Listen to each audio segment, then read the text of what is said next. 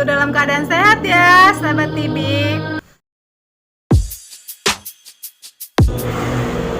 Yang penting kita berdoa dan kita dalam keadaan sehat-sehat saja ya, sahabat TB. Baiklah, kali ini Juwita TB mau menceritakan tentang 6 kisah pembunuh berdarah dingin di Indonesia, sahabat TB. Wah, gimana ya ceritanya? Ayo kita dengarkan sama-sama ya, sahabat TB. Pada periode awal tahun 1990-an hingga tahun 2000-an, setidaknya ada nama-nama para pelaku pembunuhan berantai yang kasusnya membuat heboh Indonesia. Inilah 6 pembunuh berantai terkejam di Indonesia. Yang pertama atau yang ke-1, Bea Kuni. Bea Kuni atau yang lebih dikenal sebagai Babe adalah tersangka kasus sodomi dan pembunuhan disertai mutilasi terhadap anak-anak jalanan sejak tahun 1993. Para korbannya adalah anak-anak dari usia 4-14 tahun, pria kelahiran 1961. Ini tertangkap pada 9 Januari 2010. Mengerikan ya ceritanya. Setelah orang tua salah satu korban melaporkannya kepada pihak kepolisian.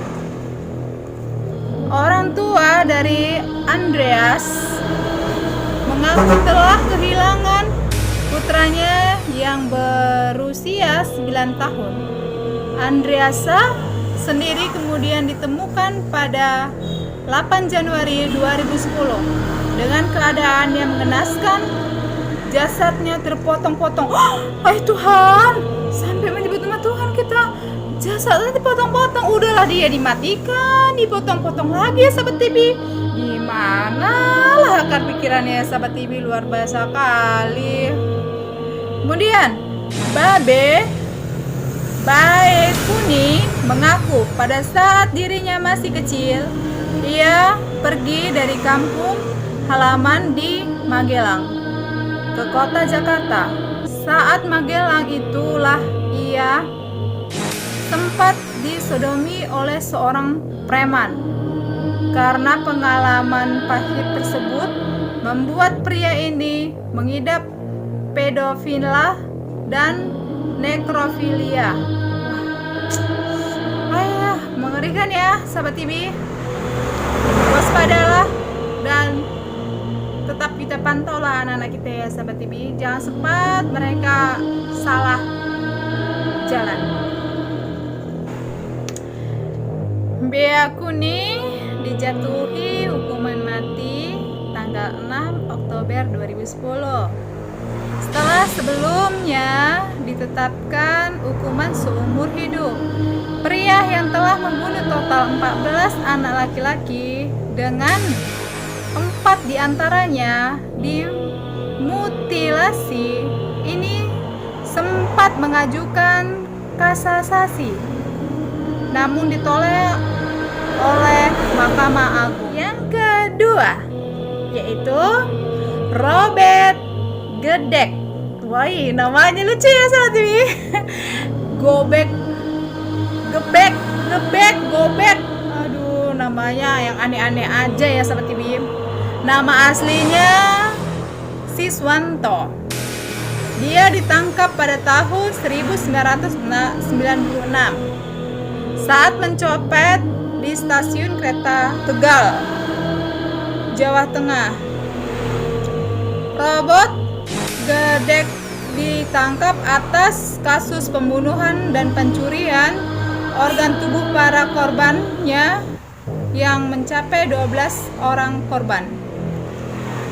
Robert Gedek menjalankan saksinya dari tahun 1904 hingga 1996 dengan menargetkan korban anak laki-laki berusia 9 sampai dengan 15 tahun. Dalam menjalankan aksi kejihnya, ia biasanya menggunakan pisau dengan menusuk serta merobek perut korbannya.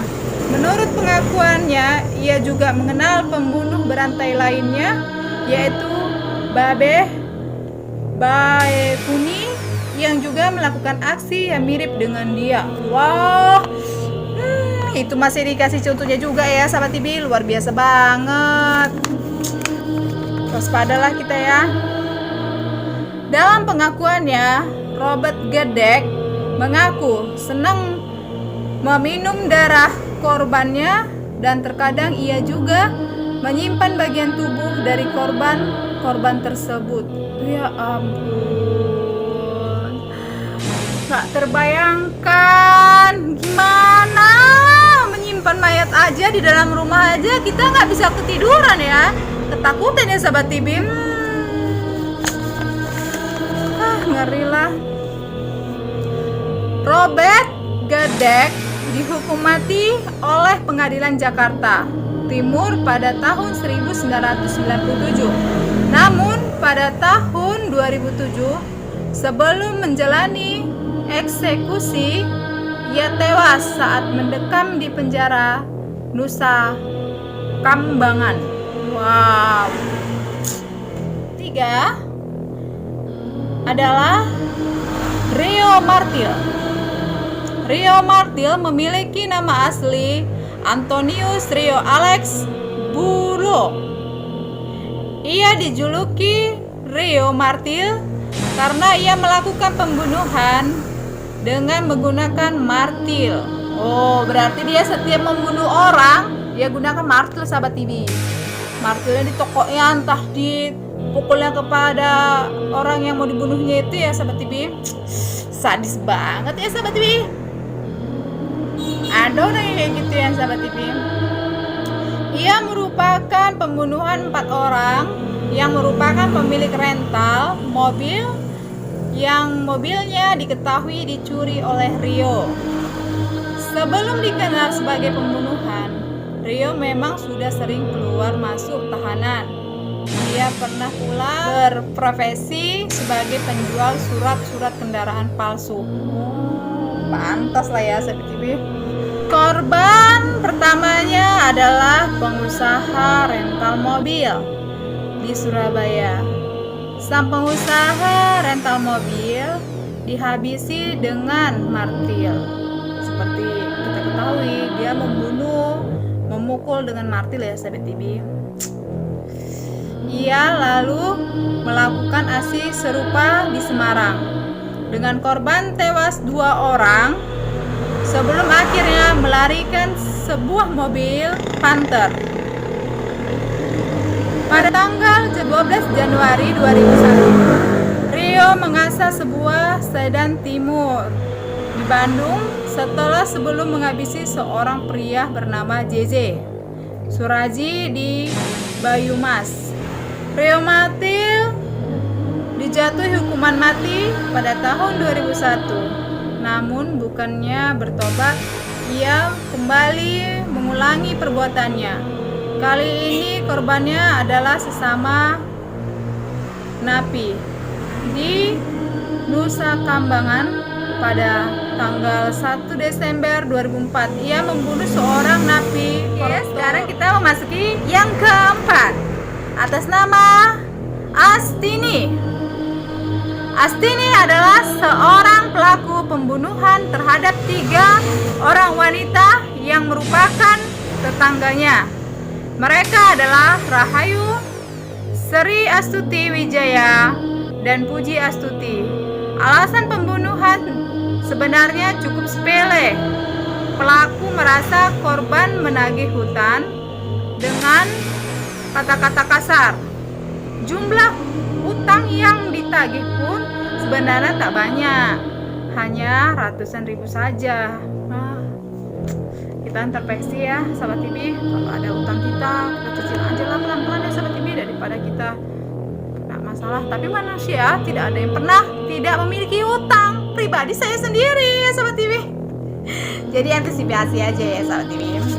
Astini melakukan pembunuhan pada kurung waktu tahun 1902 sampai dengan 1903 serta tahun 1996. Semua korban Astini dimutilasi.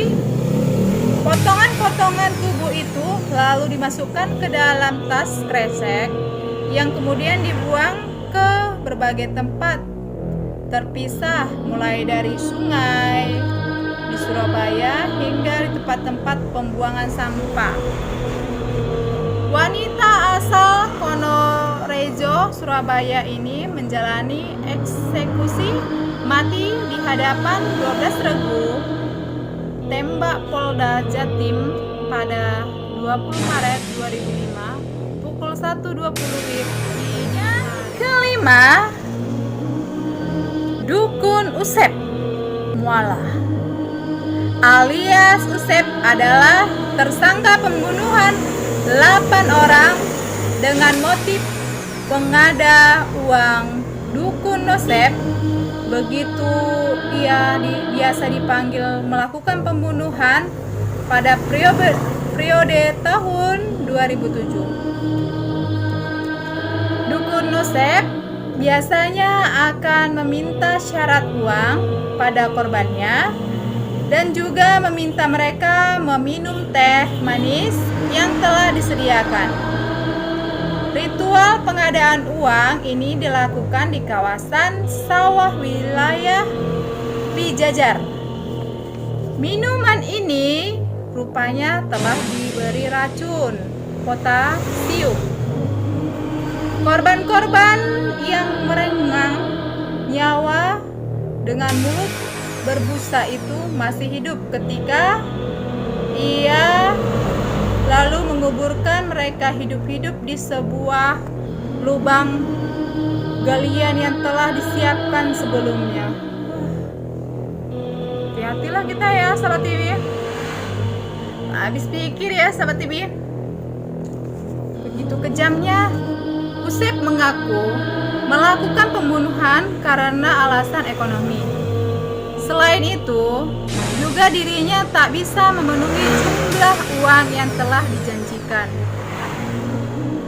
kepada para korban. Usep dieksekusi mati di hadapan tubuh tembak pada Agustus 2008. Kalau mau uang, ya kerja keras ya saat ini, seperti kita juga ya. Kerja, yang penting yang kita kerjakan itu halal. Pasti rasa menikmatinya pun enak. Yang terakhir atau yang keenam bernama Rian Jombang atau dia dipanggil Ferry Idam Heriansah alias Rian Jombang adalah tersangka pembunuhan yang disertai dengan mutilasi. Ia melakukan aksinya di Jakarta dan di Jombang. Kasus Rian mulai terungkap kala korbannya yang termutilasi ditemukan di Jakarta.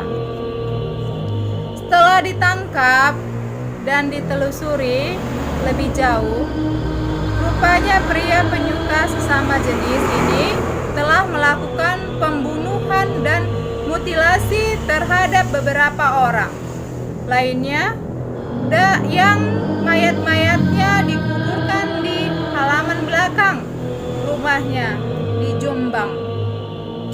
Total korban mencapai 11 orang, termasuk di dalam seorang artis muda bernama Grady Glenn Adam Tumbuan ya, pasti kita pernah dengar ya artis itu ya namanya.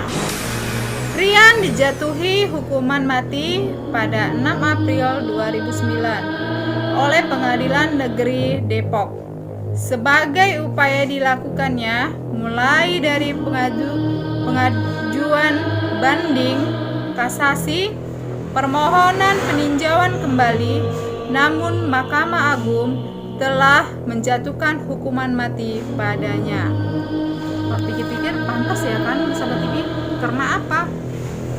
Masa mayat semua berjejer semua dibuatnya di halamannya kan? Dia nggak bisa bayangin kalau badan dia gitu kan kayak mana sahabat TV. Itulah cerita dari pada 6 pembunuh ini sahabat TV. Sudah tertera semuanya dan bisa kita analisa bahwasannya semua perbuatannya itu yang betul jahat ya, sadis ya sahabat TV. Tetap waspada ya sahabat TV dan tetaplah kita menjalani hidup ini tetap dengan senyuman optimis ya sahabat TV. Terima kasih telah mendengarkan Juwita TV. Salam dari Juwita TV. Dadah.